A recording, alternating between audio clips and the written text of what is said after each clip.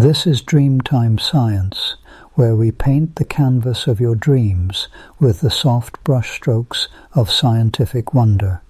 Together we'll explore the mysteries that dance at the edge of consciousness.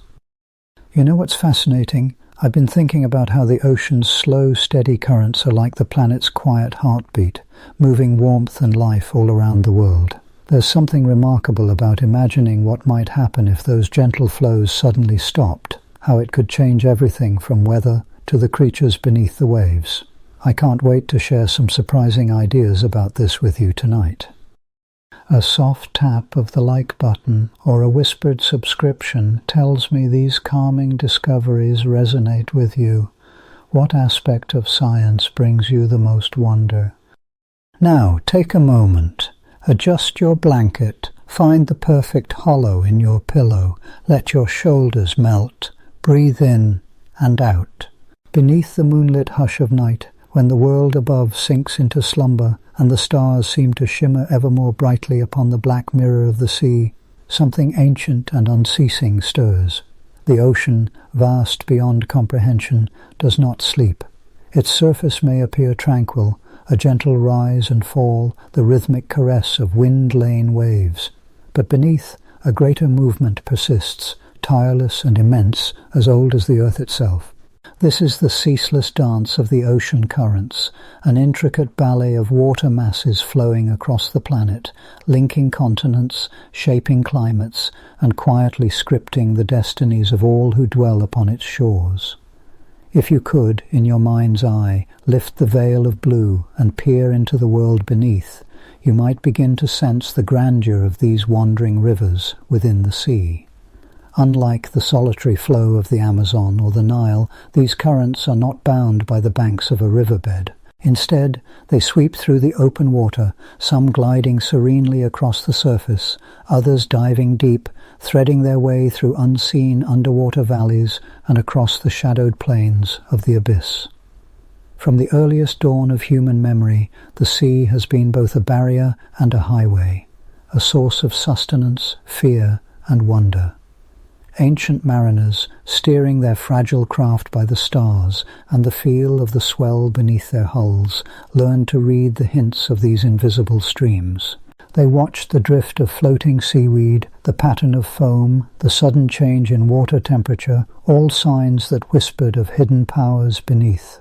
It was these very currents that carried Polynesian navigators across the vast Pacific, that guided Viking longships through the icy North Atlantic, that swept sailors from Africa to the Americas long before the age of steam and steel.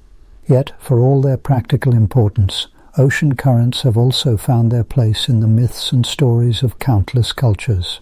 In Homer's Odyssey, the hero Odysseus is cast upon the seas by Poseidon's wrath, his fate shaped not just by the whims of gods, but by the real and perilous movements of the Mediterranean's currents and winds.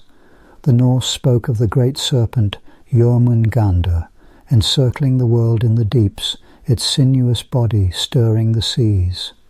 Japanese folklore tells of the Kuroshio, the black current, both as a life-giving force and a treacherous path. Even today, the names of the great currents, the Gulf Stream, the Agulhas, the East Australian, echo with a kind of mythic resonance, as if they were living entities, old as the world, moving according to their own mysterious laws. But what are these currents truly, and what role do they play in shaping the world as we know it? To understand, we must trace the origins of this vast, unending movement and see how it knits together the furthest reaches of our planet. Begin by considering the sheer scale of the oceans. Covering more than 70% of the Earth's surface, they are a single, continuous body, their boundaries more notional than real. The Atlantic, the Pacific, the Indian, they are names, not barriers, for the waters mingle freely, flowing from one basin to the next. Within this expanse, currents act as the arteries and veins, circulating heat, nutrients, and life itself. They are driven by a complex interplay of forces, the relentless push of winds across the surface, the subtle tug of the moon and sun raising tides, the gravity-driven sinking of cold, dense water in polar regions, and the gentle pull of Earth's own rotation. At the surface, the wind is the most immediate architect. The great belts of trade winds and westerlies, driven by the uneven heating of the planet by sunlight, impart their energy to the water, setting vast gyres spinning in the subtropical regions. In the North Atlantic, for instance, the warm waters of the Gulf Stream surge north and eastward, hugging the coast of North America before veering out toward Europe. This river within the sea carries with it an astonishing quantity of heat, more, it is said, than all the world's rivers combined.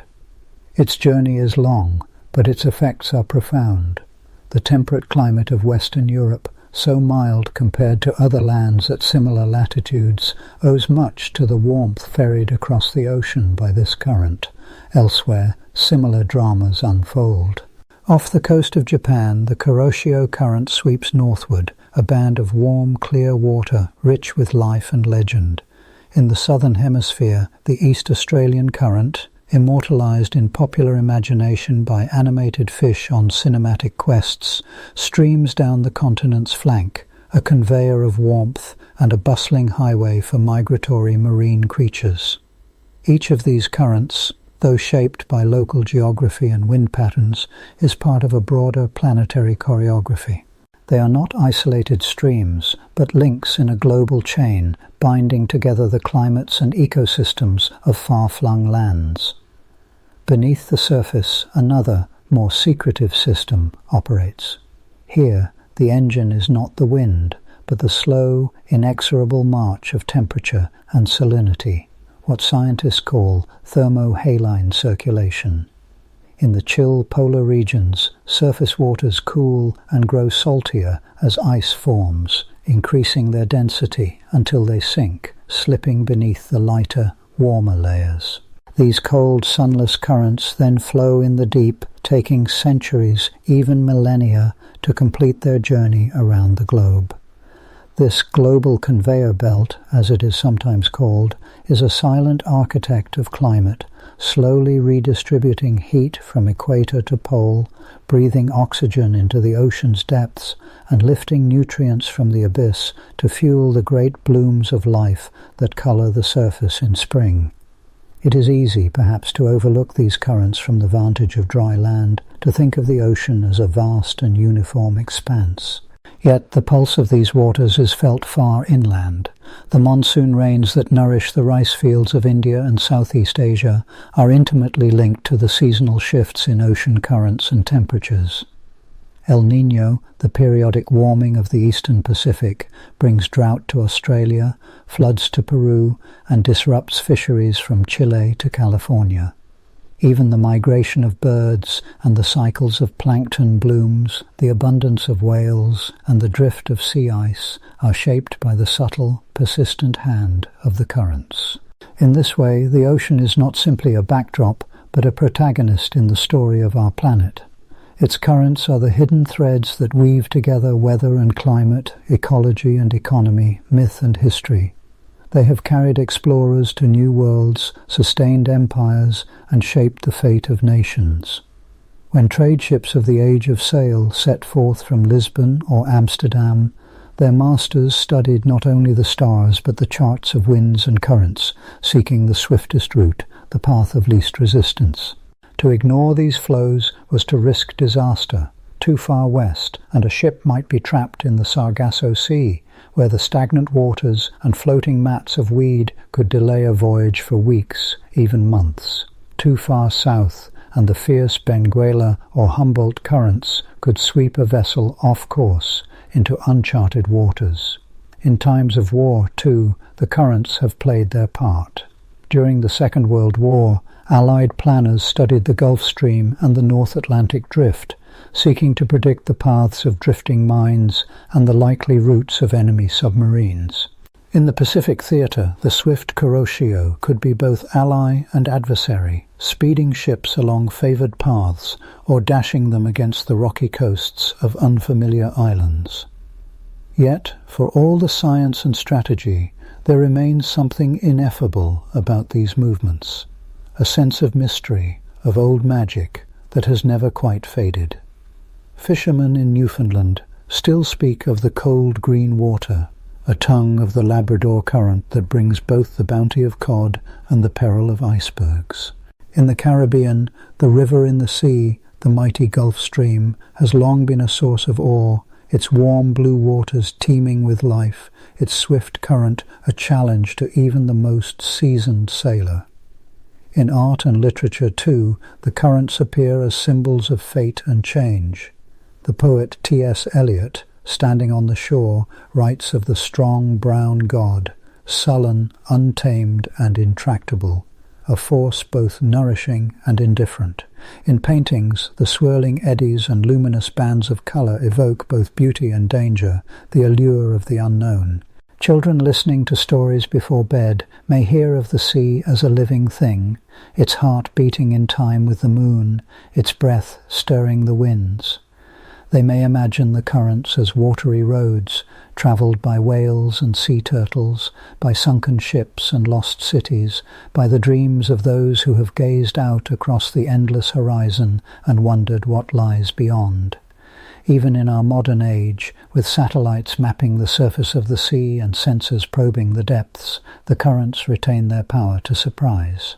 In 1992, a container ship en route from Hong Kong to the United States lost several thousand plastic bath toys, ducks, turtles and frogs, overboard in a storm. For years, these bright rubber castaways floated upon the currents, washing ashore on beaches from Alaska to Scotland, their journeys charted by oceanographers and beachcombers alike. Thus, the secret highways of the sea were revealed, not by the voyages of kings or the fleets of empires, but by a flotilla of humble toys riding the timeless flow. The story of ocean currents, then, is a story of connection, of distant shores bound together by invisible bonds, of climates shaped and reshaped by the restless movement of water. It is a story told in the language of wind and salt, of temperature and tide, but also in the language of myth and memory, of longing for what lies beyond the horizon. And yet, for all that we know, much remains hidden.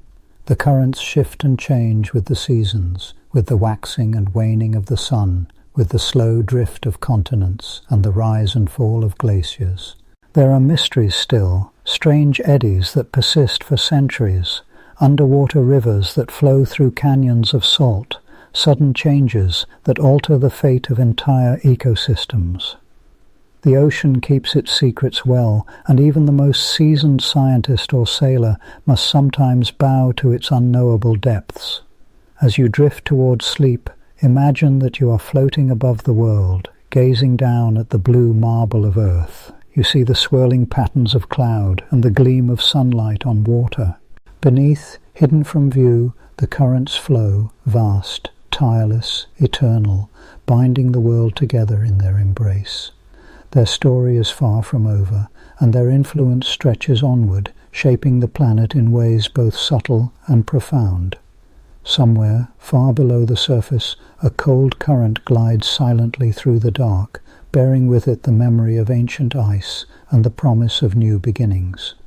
On the other side of the world, a warm stream pulses toward a distant shore, bringing life and warmth, weaving the destinies of people and places yet unseen.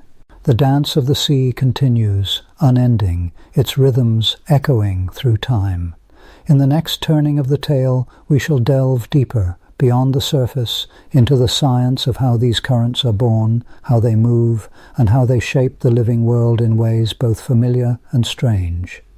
The story flows on, as inexorable as the sea itself. Long after the sunlit shimmer of the surface has faded into a brooding, endless blue, the ocean reveals its deeper choreography. Here, below the reach of most eyes, the world's waters are alive with motion, a restless, swirling tapestry that connects continents and seasons, creatures and climates, in a dance both ancient and ever-changing. As you slip beneath the waves in your mind's eye, let us follow these invisible threads, the intricate webs of ocean currents, those rivers within the sea that cradle life, sculpt weather, and bind the earth's systems together with their ceaseless flow. Currents are not so much singular streams as they are the veins and arteries of our planet. They surge and spiral, meander and plunge, powered by the restless interplay of wind, water, salt and heat. Some are broad highways, others narrow byways. Together they compose the great conveyor belts of the planet, moving energy and matter on a scale almost beyond comprehension. If you drift southward from Greenland's icy shore, you would eventually find yourself riding the North Atlantic Current, a powerful arm of the Gulf Stream that sweeps warm waters from the tropics toward Europe.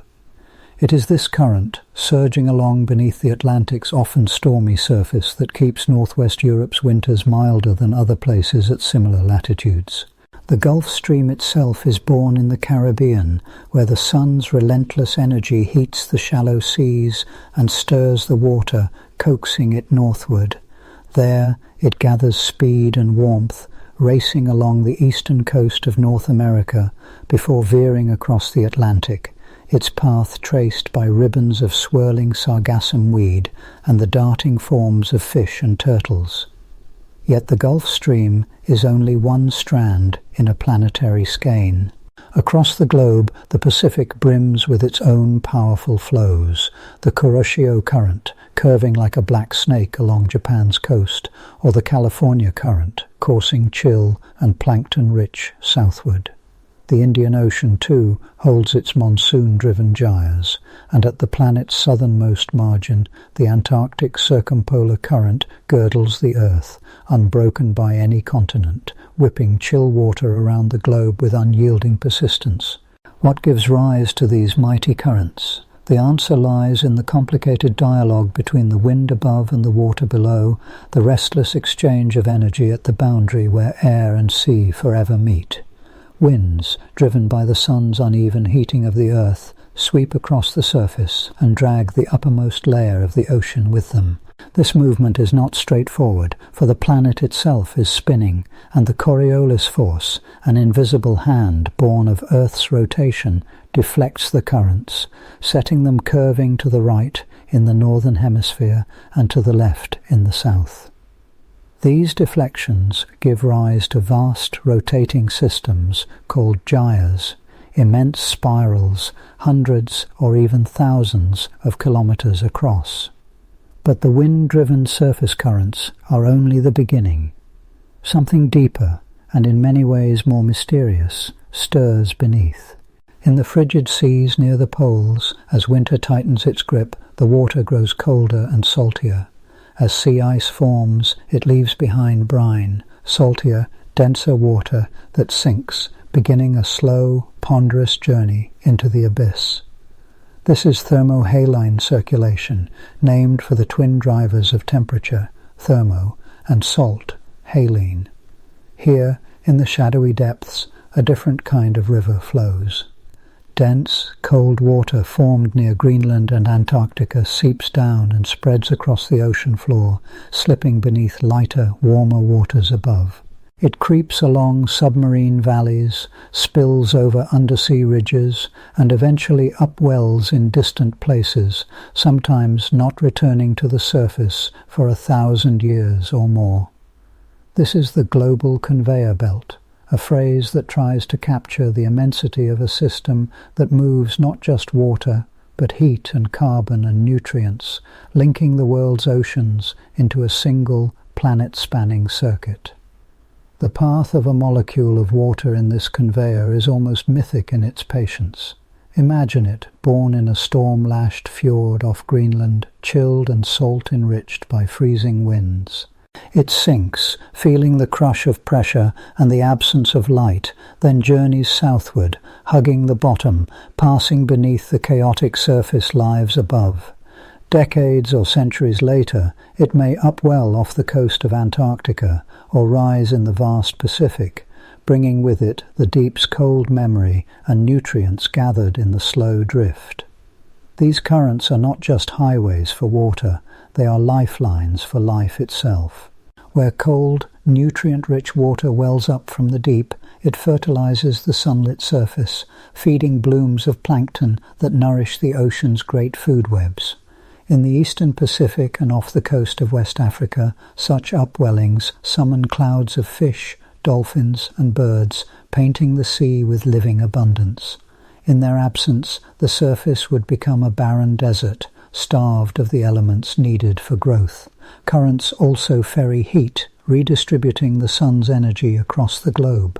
Without them, the equator would grow ever hotter and the poles ever colder. Instead, the Gulf Stream and its kin carry warmth poleward, while cold currents return the favour in reverse. This traffic of heat is what softens the winters of London and brings the fogs to San Francisco and rouses the monsoons in India. The ocean's motion is the world's great moderator, smoothing the extremes, shaping the seasons, and ensuring that no region is utterly cut off from the rest.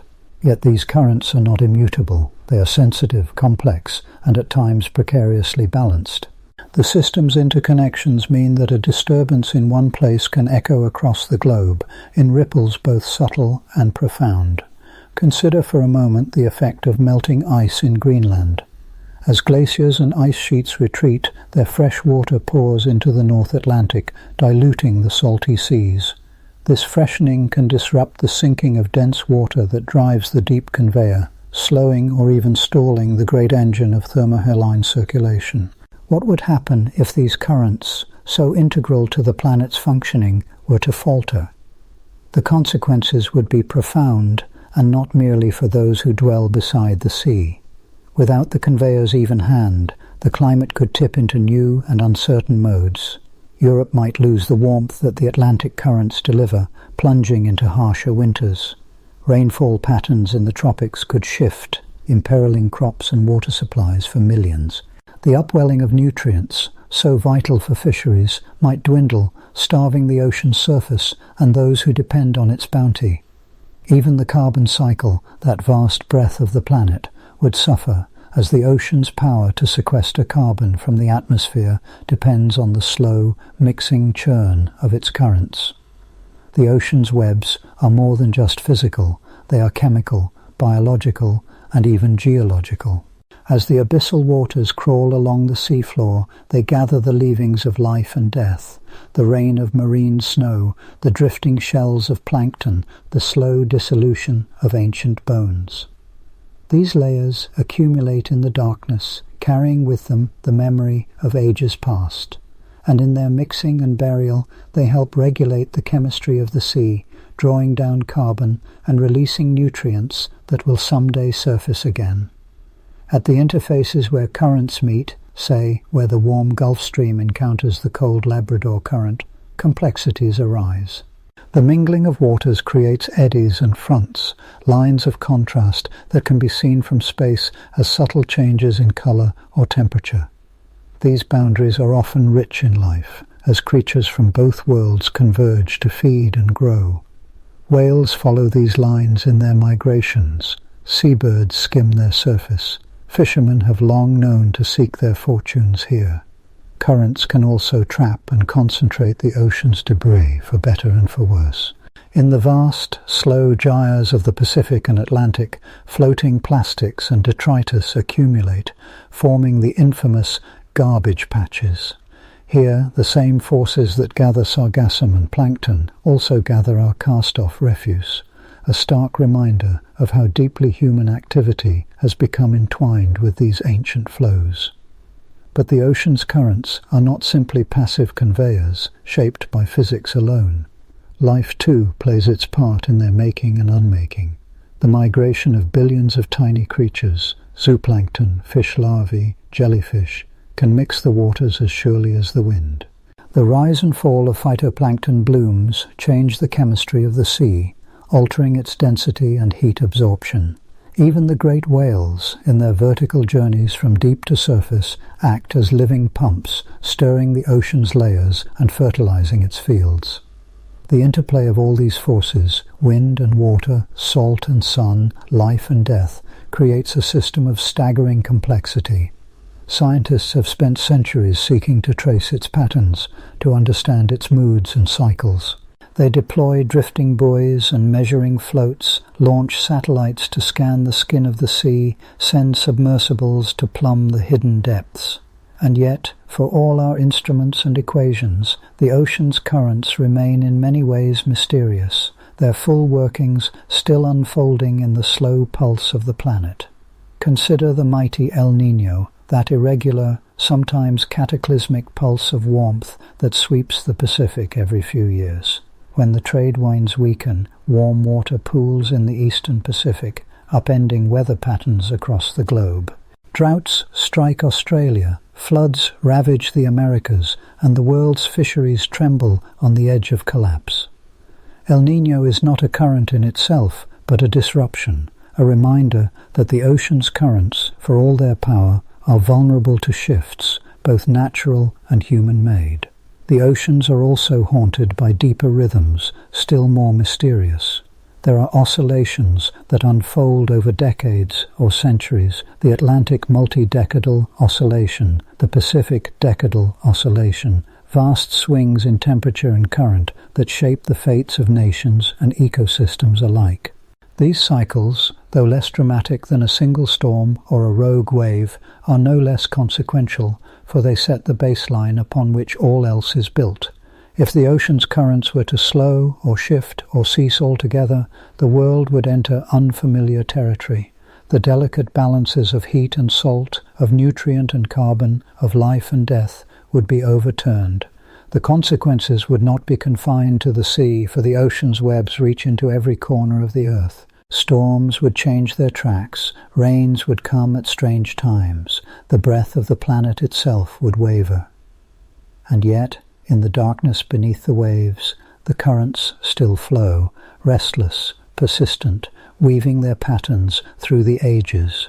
They are shaped by forces vast and small, by the turning of the planet and the migration of plankton, by the fall of rain and the melt of ice. They are at once ancient and ever new, stitching together the world in a tapestry of motion. So as we rest in this twilight between understanding and mystery, let your mind drift with the currents, feeling their pull, sensing their interconnection. In the next turn of our journey, we shall sink deeper still, following the abyssal rivers into the heart of the ocean, where ancient waters glide in silence and the secrets of the deep await. Out on the undulating expanse of the world's oceans, where the boundary between water and sky blurs to a gentle haze, the surface itself is but a hint of restless movement below. For millennia, the shifting tides and persistent winds whispered of something deeper, a hidden choreography in the sea, an endless dance of water shaped by forces near and far. Mariners sensed it in the way their ships drifted off course. Fishermen noticed it in the migration of fish and the bloom of plankton. But for most of human history, the true currents of the ocean remained invisible, their secrets guarded beneath the waves. To unravel this intricate tapestry required more than casual observation. It demanded patience, ingenuity, and a willingness to read the subtle signs the ocean offered. The study of ocean currents, those great rivers within the sea, became a quest that would stretch across centuries, drawing on the talents of scientists, sailors, artists, and inventors alike. Let us then embark on a journey through the evolving art and science of tracing the ocean's hidden flow. Drift with me now as the moonlit surface conceals the restless rivers below, and the minds of the curious seek to chart what cannot be seen. In the earliest days, before satellites and sensors, the ocean's secrets revealed themselves only through indirect means. The most ancient technique was simply to watch. A sailor on a merchant vessel might note the persistent drift of flotsam, a fallen mast, a cluster of coconuts, the gentle migration of sargassum weed. These clues, humble yet persistent, hinted at powerful forces. In the Mediterranean, Arab navigators studied the patterns of floating debris and water temperature, encoding knowledge into oral traditions and star maps. In the Pacific, Polynesian wayfinders read the subtle tilt of the horizon, the rhythm of swells, and the presence of distant birds, all pointing to unseen currents that shaped their remarkable voyages between islands. Such observations, while profound, were limited by the scale of human perception. It was not until the age of exploration that the study of ocean currents began to take on a more systematic, even scientific character. As ships ventured farther into the Atlantic and Indian Oceans, captains and navigators found that their journeys could be hastened or hindered by mysterious flows. The Portuguese, seeking a faster route to India, learned to ride the Benguela current southward along Africa's coast and then catch the Agulhas current swirling around the Cape of Good Hope. The Spanish galleons crossing the Pacific from Manila to Acapulco relied on the North Pacific Current, a broad, slow river that shepherded their ships eastward. Gradually, these practical insights were committed to charts and logbooks. The first great leap forward came with the meticulous records kept aboard naval vessels. Sailors began to track not only their position, but also the speed and direction of the sea itself. They deployed weighted lines, called drift anchors, to measure the movement of water relative to their ships. They tossed bottles, early message-in-a-bottle experiments, marked with the date and location of release, hoping that one day they would be found and their course traced. A watershed moment arrived in the mid-19th century when an American naval officer named Matthew Fontaine Maury undertook the monumental task of compiling these scattered observations into a coherent whole. Maury, sometimes called the Pathfinder of the Seas, pored over ship logs and reports from across the world.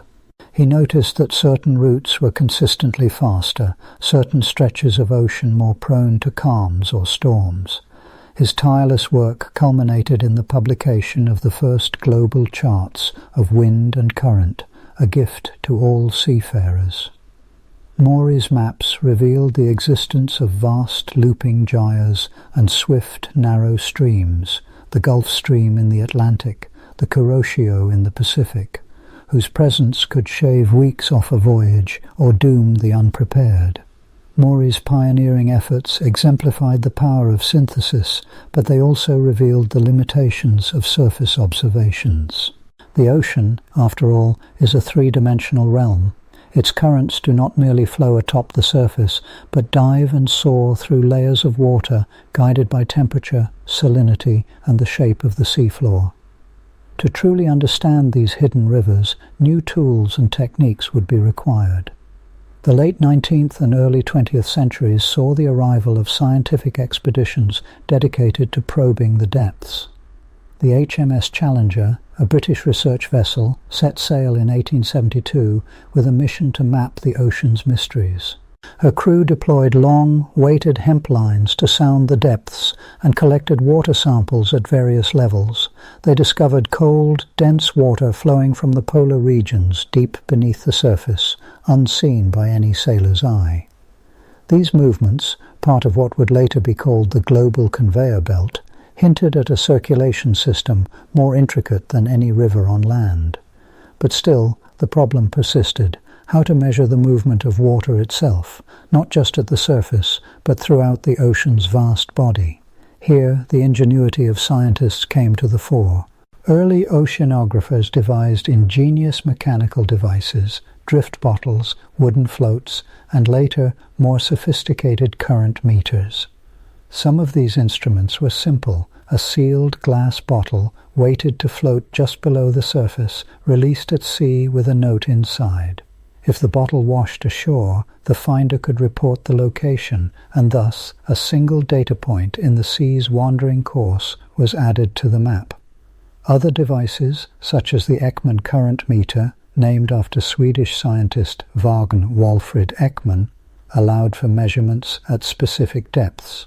Ekman's design used propellers and vanes to record the direction and speed of currents, attached to cables that let them be lowered deep into the ocean. As the device spun with the current, it ticked off revolutions on a mechanical counter, a silent record of the sea's invisible flow. These early tools, though crude by modern standards, began to reveal the layered structure of ocean circulation. They showed, for instance, that winds drive the surface waters, but deeper currents can flow in entirely different directions, shaped by the slow interplay of heat and salt. The concept of thermohaline circulation emerged, describing how dense, cold, salty water sinks at the poles and creeps along the seafloor, eventually rising as it warms and freshens. With each passing decade, the arsenal of oceanographic tools grew more sophisticated. The mid-20th century brought the advent of moored buoys, anchored to the seafloor and equipped with sensors that could record current velocity, temperature and salinity over long periods. These silent sentinels, spaced across the world's oceans, provided a continuous stream of data, a far cry from the chance encounters of drift bottles. At the same time, ships themselves became floating laboratories. Research vessels, bristling with winches and cranes, could deploy CTD profilers, short for conductivity, temperature and depth, which sampled the water column in exquisite detail.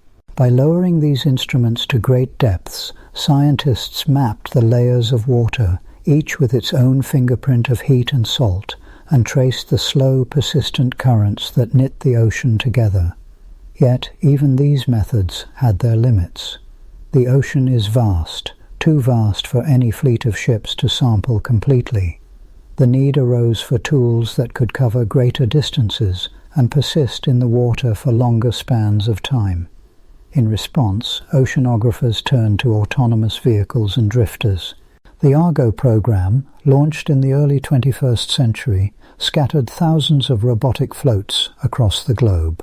Each Argo float drifts with the current at a chosen depth, periodically rising to the surface to transmit its data by satellite. Together they form a global network, a pulse-taking system that records the heartbeat of the sea. Above all these efforts, a new perspective emerged, one that soared high above the water. The advent of satellites revolutionized the study of ocean currents, providing a bird's-eye view of the planet's restless blue.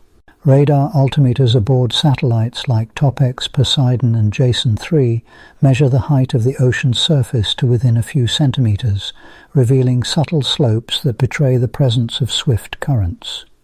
Sea surface temperature, mapped by infrared sensors, shows the warm ribbons of the Gulf Stream and the cold tongues of upwelling currents along continental margins. Ocean color, sensed by delicate photometers, reveals blooms of plankton carried by nutrient-rich flows.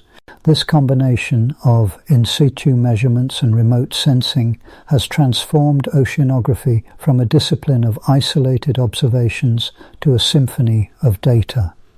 Scientists can now monitor the shifting boundaries of currents in near real time, track eddies and whirls as they spiral across the sea, and even forecast the movement of pollutants, plankton, or drifting ice. But as the tools have grown more powerful, so too has our appreciation for the complexity of the currents themselves. Consider for a moment a single eddy spinning off the Gulf Stream, a whirl of water perhaps 100 kilometers across, swirling with heat and life. Within this eddy, warm and cold water mix, nutrients are drawn from the depths, and entire ecosystems bloom and fade. To track such features, oceanographers deploy high-frequency radar systems along the coast, which use the Doppler shift of radio waves to map the speed and direction of surface currents with astonishing precision. They launch unmanned gliders, shaped like slender torpedoes that ride the currents for months at a time, sampling temperature, salinity, and dissolved oxygen as they go. The study of ocean currents is not merely the pursuit of abstract knowledge. It is a science rooted in consequences, shaping weather, guiding storms, ferrying nutrients and heat, and influencing the fate of life itself. Historical breakthroughs continue to echo in the present. The discovery of the El Niño Southern Oscillation, for instance, linked the shifting of Pacific currents to weather patterns half a world away, illuminating the threads that tie local changes to global consequences. the unraveling of the Atlantic meridional overturning circulation, a slow, deep current that carries warm water north and cold water south, has revealed its role in shaping the climate of entire continents, and still mysteries remain. Even as satellites sweep the globe and autonomous floats drift on distant seas, the ocean guards its secrets jealously. There are whispers of currents beneath the ice shelves of Antarctica, of rivers flowing under the waves of the deep Pacific, of sudden changes that ripple outward to affect the air we breathe and the food we eat. With every new tool, every fresh insight, scientists find not closure but further questions, a deeper sense of wonder at the boundless intricacy of the sea. So, as you close your eyes and drift towards sleep, imagine the countless instruments and explorers scattered across the world's oceans, each one listening, measuring, and learning from the restless currents below. The surface may seem calm, but beneath it, rivers of water slip silently from shore to shore, bearing heat, salt, and life itself on their endless journey. The story of how we have learned to glimpse this hidden world is ongoing, each breakthrough a lantern casting light on a single eddy, a solitary stream, a moment of clarity in the vastness of the blue. And yet, as the data flows in, as satellites peer down and gliders slip through the depths, another question emerges, persistent and profound. What do these currents mean for the world above? How does the intricate machinery of the ocean shape the climate, the weather, the very breath of the planet? The answers, still unfolding, beckon us onward to the next revelation, the next horizon, the next chapter in the endless dialogue between sea and sky. If, in the depths of night, you find yourself adrift in the gentle hush between waking and sleep, allow your thoughts to wander across the imagined seascape of a world bereft of ocean currents. The air is still, the waters unstirred. The familiar pulse of tides remains, but the great sweeping rivers of water that once circled the globe, the Gulf Stream, the Kuroshio, the Antarctic circumpolar current, have fallen silent. The sea is there, but it is different. A vast, tranquil mirror, its surface barely marred by wind or wave, its depths untroubled by the restless exchange that once brought warmth, nutrients, and connection from one shore to the next. Consider for a moment the strange quiet of this world. Along the shores of every continent, the sea lies heavy, its salt-laden breath subdued. The cry of seabirds, too, is muted, their numbers diminished by the loss of marine abundance. The bustling cities that once hugged the coasts, drawn by the riches and possibility of the ocean, now gaze outward at an unresponsive blue. The fishing boats, if any remain, drift idly, no longer chasing the shifting shoals that once followed the subtle choreography of currents and upwellings. The sea is there, but its story is less vivid, its mysteries opaque, its gifts withdrawn. Yet, in this profound silence, new questions rise. What is lost when movement ceases, when the dance of water across the globe is stilled? And what does this reveal about our own place upon this quiet earth? The absence of currents is more than physical. It is also a diminishment of connection, both ecological and philosophical. As you float in this imagined world, let your mind trace the subtle ways in which the restless sea has always shaped not just our climate and our coastlines, but our sense of time, of destiny, and of ourselves. In the world we know, the ocean currents are agents of change and memory. They are the great equalizers, the reason why palm trees grow on the shores of Ireland, why penguins can live at the tips of South America and Africa, why the monsoons sweep across India and the hurricanes gather their strength in the Atlantic. The currents are the circulatory system of the planet, bearing heat, salt, and life from place to place, blurring the boundaries between here and there. They dissolve the notion of separation. What happens in the cold Southern Ocean will, in time, touch the warm Caribbean, and the waters off Antarctica may one day lap the shores of Japan. But in the silent world without currents, boundaries harden. Each ocean basin becomes an island unto itself, its waters stratified, layered, and still. The warm, oxygen-poor surface lies heavy atop the cold, dense deep, and the mixing that once brought renewal is gone. The sea becomes a place of memory without forgetting, where what is added, whether heat or salt or the detritus of life, remains unmixed, unshared. The ocean's power to repair itself, to erase the scars of storms and spills, is diminished. An oil slick, once dispersed by the ceaseless motion of waves and currents, now lingers on the surface, a persistent shadow. The nutrients that once rose from the deep feeding blooms of plankton and the teeming life that followed now remain locked away, far from the sunlit surface. This ocean is less forgiving, less alive. It is a place where change comes slowly, if at all, and where the consequences of every action are more permanent, more inescapable. In this, perhaps, there is a reflection of our own lives, a reminder of the value of movement, of exchange, of the willingness to be changed by what lies beyond our immediate horizon.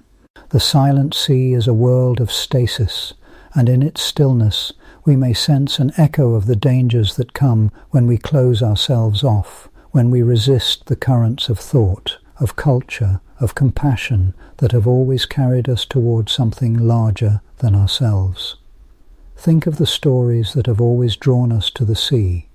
The mariners and migrants, the fishermen and poets, all have found in the ocean a metaphor for the unknown, for adventure, for the possibility of transformation. The sea is never the same from one day to the next. It is a place where boundaries dissolve, where what is carried away may someday return in a new form.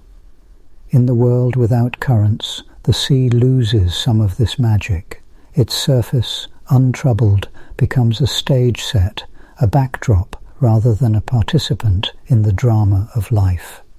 The deep, once a place of mystery and surprise, grows dark and inert, disconnected from the world above. Yet even in this imagined silence, the sea remains a source of wonder. The moon still pulls at its surface, drawing up the tides in a slow, inexorable rhythm. The light of the sun still dances on its surface, scattering into 1,000 hues of blue and green. The creatures that remain, those that have found a way to survive in the stratified, nutrient-poor waters, have stories to tell, if only we have the patience to listen. The silent sea is not empty, but it is changed. Its lessons are quieter, more difficult to discern, but perhaps no less profound. In this world, the act of crossing the ocean takes on a new meaning. Without the assistance of currents, the journey is slower, more arduous. The great sailing ships of history, which once harnessed the predictable patterns of wind and water to cross from continent to continent, now drift at the mercy of the fickle breeze. Navigation becomes an art of endurance, of patience, of learning to accept the slow passage of time. The sea, once a highway, becomes a barrier, a test of resolve rather than a conduit for exchange. This too is a lesson. The currents have always been the hidden hand that made the world smaller, that brought distant peoples into contact, that allowed ideas, goods and cultures to flow across the globe. In their absence, the world grows larger, more isolated, more parochial. The connections that once seemed inevitable are now rare, hard-won, and precious. In the silent sea, the value of each encounter is magnified, the cost of misunderstanding or neglect made more apparent. The absence of currents is also an absence of memory. In our world, the ocean is a keeper of stories. The waters that flow past your feet on a beach in California may have once touched the shores of Australia, may have borne the ice of Antarctica or the warmth of the equator. The ocean is a great blender, a repository for the history of the planet, its climate, its creatures, its catastrophes and recoveries. In the still sea, this memory is lost. Each place becomes its own archive, cut off from the great narrative of change and resilience that has always defined life on Earth. For the human imagination, this is both a loss and an invitation. The silent sea challenges us to look more closely at what remains, to find meaning not in movement but in presence, in the subtle interplay of light and shadow, of surface and depth. It asks us to consider what it means to inhabit a world where change is slow, where the boundaries between here and there are less permeable, where the future is less a continuation of the past and more a question of endurance. Yet even here in this quiet world, the longing for connection persists. We are creatures of movement, of curiosity, of the need to reach beyond what is immediately at hand. The silent sea becomes a mirror in which we see our own restlessness reflected, a reminder that to be alive is to seek, to explore, to be changed by what we find. The currents, in their absence, reveal their true value, not just as mechanisms of climate and ecology, but as metaphors for the deeper currents that shape our lives, the flows of thought, of feeling, of culture and memory, always in motion, always remaking the world. Now, let your thoughts drift to the edge of the silent sea, where the land meets the unmoving water. The tide laps gently at your feet, the air is still, and the horizon is a thin, unwavering line. In the absence of currents, the sea's voice is softer, its mood more constant. There are no swells, no surges, no undertows to pull you from the shore. The water is clear, but it is also shallow in its stories, each wave a repetition rather than a variation, each ripple a reminder of what is no longer possible. Yet even in this world, the human urge to understand, to find meaning, persists. The silent sea becomes a canvas onto which we project our hopes and fears, our questions and our dreams. We search for signs of life, for hints of change, for the possibility that beneath the surface the old patterns endure in some hidden form. Perhaps in time new currents will arise, born of subtle differences in temperature or salinity, of the restless energy of wind and moon and sun. Perhaps the silent sea is only a pause, a moment of stillness before the next great movement begins.